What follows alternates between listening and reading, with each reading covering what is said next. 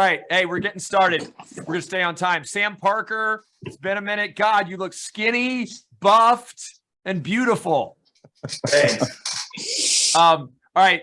So we're going to go hard for 20 minutes and just talk about, in general, credit. So this call, if some of the advisors come on, I think if you're at Northwestern Mutual and you are getting any type of fact finder meetings where, it's an initial meeting, you're trying to build your plan, and all of a sudden the elephant in the room is, hey, Betty's got bad credit, or I've got bad credit. I didn't pay my student loans. We're worried about this stuff. I have who I consider the only person that I would direct towards credit repair. They're actually stacked on top of each other. Aaron Senecal, who's been with me for 20 plus years in our office doing mortgages. I think he's like one of the first guys that really understood credit and looked at it. Because Aaron, you know why you did that? Because you had a bunch of clients with crappy credit. Yeah. Now, Sam Parker came into my life about 6 years ago. He owns a company. I'll let him talk for himself, but here's the intro. He owns a company called My Credit Guy. He only really calls, and you could refresh me later, Sam, or tell everybody, but his clients are mortgage people. And mortgage people get clients who want to buy houses who come to us from financial planners like you guys. And this food chain, his company is very specific. They don't want to be a credit repair company for all of America like these law firms that gouge people and make the credit repair business a junky, gnarly, nasty business. He's very transparent. So I brought him today. Sam, I want you to fire away and just do what you do for 20 minutes. Understand this, that the average financial advisor for Northwestern, who's, let's say, 5 years or less in the business, even 10 years or less in the business, they're meeting tons of people to help invest in, investments, life insurance policies, disability policies, and their meetings get foiled when people say, we want to buy a house, or we've got all these real estate plans. And a lot of times they just don't have the resources to connect people, and then they shut off. So I want this call to be an opening to your services, obviously through lenders like us, so that they can see, hey, if the meeting goes foul because these people have bad credit, I can at least be a financial planner that points them in the right direction. And for you guys on or watching this on tape, you can learn a little bit today from Sam. So without further ado, Sam Parker, My Credit Guy, best repair guy in the country. Thank you for joining. Awesome, Brendan. Thank you so much. And thank you everyone for taking some time for me. I'll try to keep credit as fun and lively as possible here for you on this Friday. Basically what we did was we created a company like what Brendan was saying, where we run side by side with kind of that highest standard for credit, which is home ownership, being able to go somewhere and borrow hundreds of thousands of dollars. And so really what we're trying to do is get credit, not just good enough to do something or good enough to qualify, but really great, so that it passes not only through that initial litmus test, but then for everything else that they do from now on, those things are just easy because credit is a given. Because there's so many things that we can do to help your clients, where credit goes from being a frustrating thing or an annoying thing or an unknown thing to being something that they don't necessarily have to take pride in it. They will when they get over 800, right, or 750, but at least something that's an asset and not a liability to them when it comes time to finance, and that they're not losing out on opportunities, right? And so another thing that My Credit Guy does for you is it kind of creates a net. You think of these people entering your ecosystem, but then like Brendan was describing, running into a brick wall of sorts, where it's like credit, the only thing or like biggest thing I want to do right now is buy a home. Credit is an issue, can't do it. A lot of times that client then is falling out of the lender ecosystem, and I would assume the agent's ecosystem as well, because they just weren't a good client to really do anything right now, right? And so if what we can do is provide them a net where we say, listen, it's not that you can't qualify, it's just that right now we have a few steps to take before you qualify for the best product possible for you and your family, right? So we just reframe it a little bit and then we start giving them tools.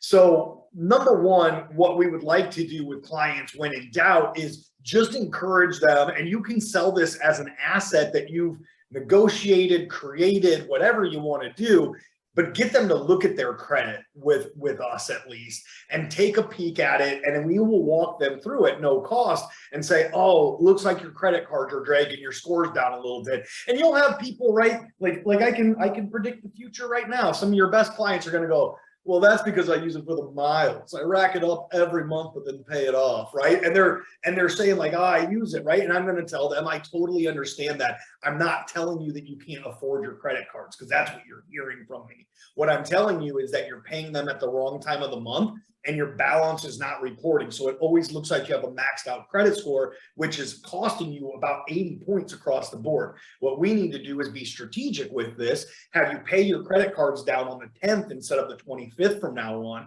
and you're going to get all of this credit. Your score is going to pop up to an 820. Everything's going to be great. Okay. And that's a conversation that we'll have with them at no cost, because along with that, there's going to be those people where I look at it and I go, same is true for you, except for that you have one medical collection that's $400 from 3 years ago. They're going to say, oh, but medical collections don't report on the credit report anymore. I heard that earlier. I'm going to tell them that's not true. Paid medical collections are deleted from the credit report. We can get on a call, help you negotiate this down, maybe for 200 instead of 400, and then that will be an automatic deletion. My point is, if we can just look at a client's credit report or talk to them about their situation, we will be able to improve everyone's situation. I would doubt that there's anybody even on this call, and I'm not trying to be, you're not by saying this, but I can give every one of you a suggestion on how to get 10 more points. Like, right. I promise I can, right? Well, and so, you know what's funny, Sam? I mean, and I love this. The biggest thing with some of the clients that the average advisor that we're talking to right now, they're so aggressive with their meetings. I mean, they're meeting tons of young folks and couples that want to start investing and doing financial plans. The irony here is, when people hear credit repair, it's like, oh, go from a 600 to, the doghouse to a 700. A lot of your people, us included, I think my middle score right now, Sam, is like a 765, but I'd like an 820. So I think one of the things for anybody watching, think about this. If you say, hey, what's your credit score? And everybody knows their scores right now because they get the consumer scores. If they're like, 7 something, my credit guy could help them get to 8 something, which not only helps for mortgage rates, but, home equities, credit card offers, anything that they're doing financially. Sorry to interrupt, but. No, you're perfect. I mean, what I would do is start to normalize that conversation of credit, right? And you set the standards. Where do you want your clients at to be able to work with them best, right? Because then you can start, right? Stories sell, facts tell, right? So you can start saying like, well, my best clients are usually operating at a 780 or above. So that's really where we need to push to get you, because between insurance opportunities, mortgage opportunities, different things that are going to come up, 780 is really where you have no problems ever. Yeah. And so we can tell them like, that is where my clients are going. And somebody like me coming in, or your Joe Schmo coming in wants that direction. Okay, I like that. Seb, do you have a plan for me to do that? Because I think I'm doing a pretty good job. Actually, what we've done is we've negotiated for you to have a sit down consultation with what we consider to be the best credit repair resource or credit education, or however you want to frame it, right? Like credit optimization company. And they're going to review your credit, give you any pointers. If they see anything on there that needs your attention, they can handle the heavy lifting for you, or they'll just tell you what to do, right? Like that now becomes a pretty awesome benefit depending on how you frame it. And that's what we do all day, every day. Along with our kind of value adds, we charge no upfront fees. We do free reviews. We take we go after the inaccurate, negative, shouldn't be there items on the credit report. We do not BS your clients and tell them that every negative item on the credit report is in that category, because a lot of them, if not most of them, aren't. A lot of them are that. Oh, go ahead, Brendan. So I think with one thing, just context, what I wouldn't mind you doing, because I feel like any clients that I'm working with that have a credit need, you've been my guy for 6 years. I've been doing this 28 years now. So, from an experience standpoint, I know the differences. One of the things I would love for you to, that visual behind you is what makes up credit, right? Yeah.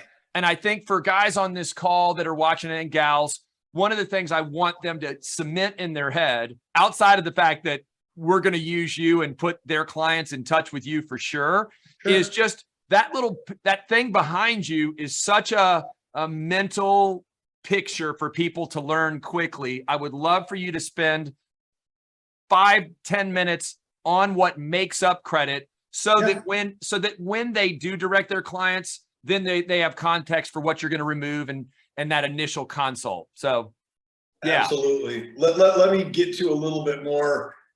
Wish I could show you this full screen. Look how much more good looking you are now than that picture in your thing. Oh, I weighed like 20 pounds less than this. What are you talking about? I'm beefy now.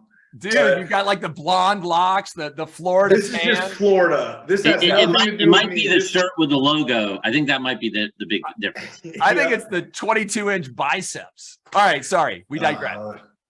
Okay, guys, grown men making me blush here. So, okay, so here's what we're talking about when we're talking to clients, because our parents and Dave Ramsey have simplified things down to, if you pay your bills on time, everything's good. And that's not true. It's a little bit more complicated than that. But once clients get the kind of the lingo and the strategy down, it's super easy. So number one is payment history. Do you pay your bills on time? And if you don't, how bad is it? Meaning, do you have late pays? Do you have collections? Do you let them go all the way to a charge-off status, all the way to a profit and loss?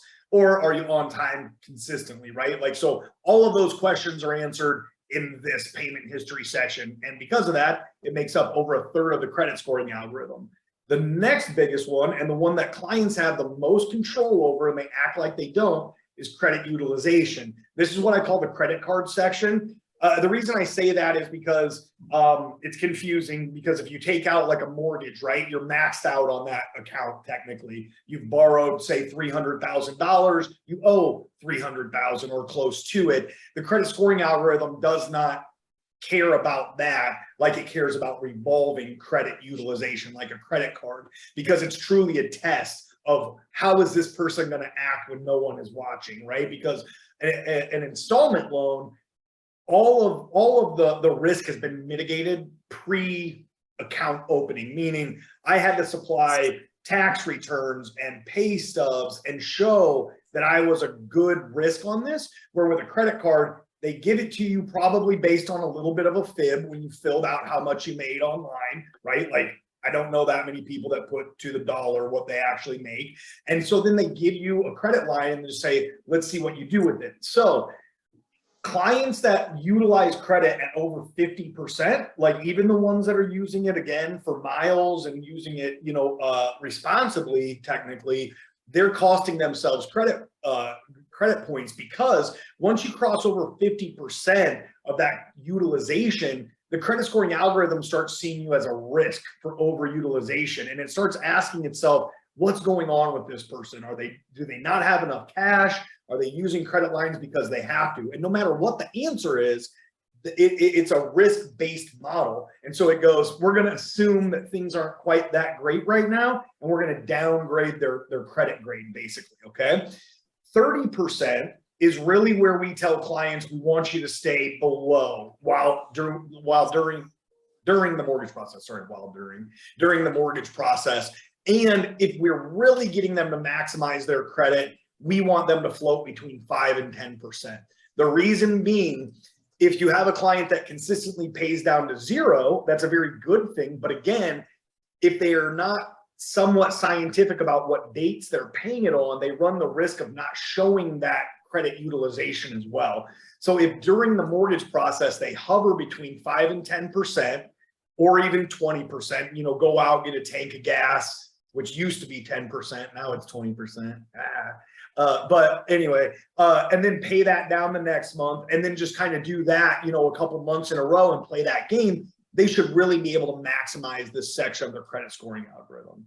So get 2 or 3 credit cards, use them properly. This is another place where you can kind of breathe life into the client and hope and say, this is a cool part about the credit scoring algorithm, because let's say that like a rich guy who has a $50,000 credit line has it at 45,000, and you have a $200 credit line or a $500 credit line or a $2,000 credit line, but you keep it at 5%, you'll have a better credit score than that guy, right? So this is just, what are you doing with your opportunities? So anyway, that's that section of the credit scoring algorithm. The next one is length of credit history. And this is kind of the gold standard in credit, very hard to recreate. And it's just, how long have you had your accounts open? And what it is an average of all accounts on the credit report and how long they've been open. And so that's why when you go and you close like a credit card or even pay off like an auto loan, things like that, what you're doing is you're messing with that average of how long accounts have been open. So that's why, like during the mortgage process, we're coaching people, even if you think you're doing things great, don't go pay off and close things, even student loans, even car loans. We don't want to mess with that average, because as soon as it's paid off, it goes to a zero for that part of the equation, okay? The next parts that I'll skim through, mix of credit. This is where like the strategy of paying your bills on time, cutting up your credit cards backfires big time. When you try to do that, credit scores are going to stall in the mid to low 600s if you're depending on only installment loans, no credit cards, or you're going to run the risk of not presenting a credit score at all, not qualifying to have a credit score, because the credit scoring algorithm was set up for a reason, right? It's there to judge different behaviors when it comes to spending and paying back. And so what it wants to see is how to, like, installment loans are easy, right? Like you went to the mortgage company, they looked at all your stuff, they said, yep, you can qualify, here will be your payment for this many months. And the credit scoring algorithm kind of considers that to be easy. What they want to see is those installment or those revolving accounts, and what do you do on your day-to-day, week-to-week, month-to-month behaviors. So you got to have a proper mix of both installment and revolving. Usually I would like to have clients have at least 2 credit cards open. People will also ask me, you know, what's too many? Between us, there's not really a too many. There comes a time where it's what are too many to stay on top of, but you won't get dinged credit score wise if you have 7 or 10 or 12. Contrary to that, if you're using all those responsibly, you'll have a great credit score. It's just that most likely a lot of those, you know, you're not using 12 credit cards, you're probably using 2, right? Something like that, 3 maybe. And so those other ones, after 6 months of inactivity, they're just sitting in your wallet. They stop factoring into your credit scoring algorithm for most parts anyway, until you're using it again. So when I'm telling clients the proper mix of credit, I'm saying, you know, have your standard installment accounts, your mortgage, your student loan, your car loan, and then try to have 2, maybe 3 credit cards, whatever you can actually manage in a strategy. New credit is basically how often are you having your credit pulled, right? Like, and this one's weird because it's the only section of the scoring algorithm where there's not much like that you can do proactive to improve it. It's what can you not do? And that is to have your credit pulled in multiple industries all the time. And the reason I say that is because a client is allowed, like if they went to Rocket Mortgage and had their credit pulled, and then they came across Brendan and he said, oh my God, don't do that. And he needed to pull credit 4 days later, that subsequent pull is not going to hurt the credit. It's just a one-time for 45 days in a like industry that it brings credit down by. So that applies to cars too, Sam? Yep. In a like industry. In a like industry. Yeah. And that's why, you know, you'll have a client come to us and they'll have, and inquiries end up being a scapegoat too a lot. And you'll probably see that too, is that they'll say, look, I went to have my car to get a car loan and they pulled my credit 8 times and now my credit's a 580. And I look at it and I go, you also have 3 maxed out credit cards and you went late on something last month, right? It's not your inquiries. Like that's not what the, so that being said, you can't, if a client doesn't say that you can pull my credit, you can't pull their credit. It's just that especially with auto loans, they typically are signing the small print that says, we're going to shop your deal around until we find you the best place or the place that'll accept your deal at all, right? And so they just need to be aware of that. But that's the new credit is really, that's like the inquiry section for the most part. And then it does weigh your relationship of, or your balance of new accounts being under 24 months old to older accounts being over 24 months old, but that's not as much of the equation as the inquiries. Got it. That wraps up my one sentence, no breath rundown of the credit scoring algorithm. No, and for whatever reason, I'm trying to get my video started back up. Hopefully you can hear me. So questions. Does anybody have any questions on what Sam just went through? Aaron, no questions? Yeah, actually, that was the like industry thing in the car. Is that a 45-day window also, Sam? Sorry, that's 30. That's 30. 45 is the mortgage industry. Other industries are 30. Okay. And is it literally like with the mortgage inquiries, is it 0 effect on the score, or is it like maybe 1 point or 2 points? It's supposed to be 0. It's supposed to be, you get hit for that first one, and then it's truly supposed to be 0 after that. And we have tested it over the years, and that is typically what we see. Now, you do have some confusion sometimes because there's just so many ongoing factors on a credits report, right? That like, to be like, oh, you lost 3 points this day and then 5 points the next day. It's like, yeah, but I mean, technically this credit card, you know what I'm saying? So it can be hard to isolate the it really can. Yeah. But from what we've done, it's either 0 points or it's so low that we've determined 0 and we're wrong. Yeah, so 1 or 2 point, point, significant. Okay. You know what, Sam? I think the big thing that visual is pretty helpful in terms of just seeing it. You talked about stories. Stories tell, and then facts. What was it? Stories sell, facts tell. Okay. Well, I think the interesting part, or maybe something, and this was just an idea in my brain that popped up, was that over time, the idea of, hey, if the average person has a 680 to 720 score, and here's like their average, what they do, like, hey, they've got 2 credit cards, they kind of mismanage them because they don't pay them correctly.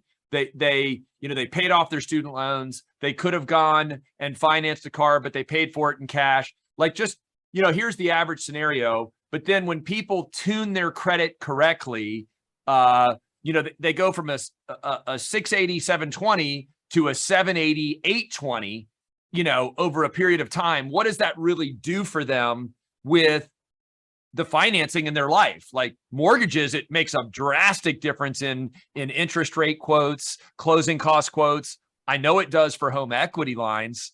I'm pretty sure it does for credit cards. I'm guaranteed that it does for car loans. So it'd be a pretty cool, like, your visual of what makes up credit is one thing, but maybe in the future we'll do this again and have like hey, here's the standard client that you're out meeting, Mr. Financial and Mrs. Financial Planner. And when they're in this range, and you could get them to this range just by a recommendation, because here's the big deal. Most 5-year and under reps are getting rejected in their clients moving forward with a financial plan of saving money, investing in insurance, and investing in, investments in the market, because they're getting railroaded on either, I want to buy a home, or, hey, we're just working on our budget and we're repairing stuff and paying off debt. I feel like this could be just a huge visual if we played around with it, that we could, do a kind of like before and after, and get some of these younger advisors to really perk up when their clients say no, because they need this stuff. They need this stuff. And it's not paying them, right? Right. I refer out home equity lines. It helps my clients. It doesn't pay me, but then the client in the end would be that much more drawn to the planner because, hey, you helped them fix their credit, Right. So does that sound like something that maybe over time we could try to play with a little, it's almost like a before and after slide, because dude, you guys get so detailed with your clients, in telling them what to do. And everybody's credit report is their own thumbprint. So when Aaron was just asking you that question and you guys were getting into the minutia, like every single client has those little nuances in their credit, and no two answers are the same. It's really hard to give two people the same advice based on credit that could be totally different.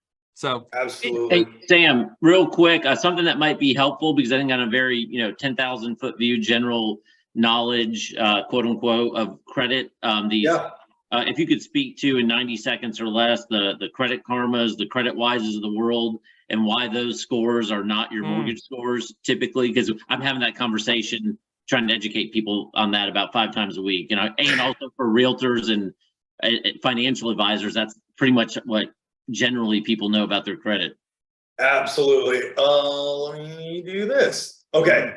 So when you're dealing with that, they are looking at a Vantage score, or at the very best, a FICO score that is not compatible with the mortgage industry. The only place, tell them, like if a client's like, hey, I get my credit scores online, say, do you get it from myfico.com? Because if they're not getting it from myfico.com and paying $40 a month, they're not seeing the mortgage score. What they're seeing is a Vantage score. And what I tell people, because it's going to piss them off right away, right? Like they're immediately going to be mad at you that they're looking at the wrong score, right? And so you just have to anticipate that and go, look, okay, it's awesome. Congratulations. I really appreciate it that you're keeping an eye on your credit. That is a lot more than most people do. Those credit scores that you're seeing right there, they're a pretty good indicator, but you may or may not know this, that different industries use different scores. That's a consumer score where they're just kind of helping you keep tabs on your credit,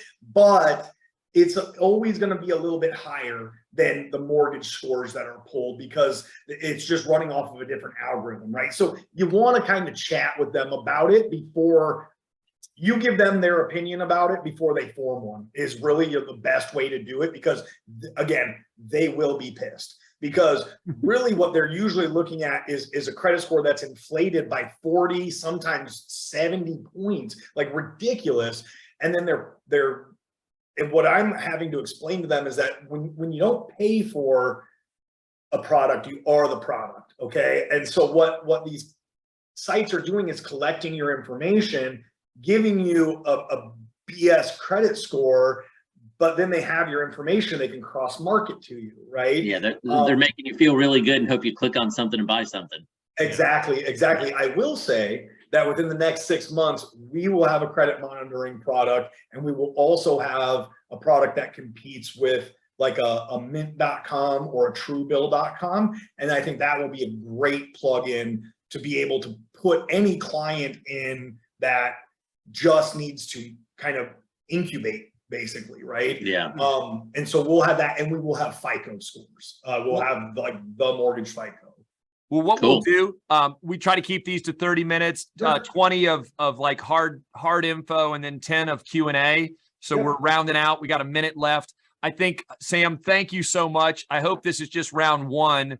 And maybe what we could play with is this type of stuff, the consumer score. When you don't pay for something, you are the product. I mean, that's just such a big quote that a lot of people, a lot of advisors, I'll be honest, we help a lot of advisors with their own loans, and they're the ones telling us their credit scores off of their Amex statement or their, and it's like, it's just so much misinformation. So dude, thank you. I'm hoping the biceps are a little bit bigger when you're on the next call.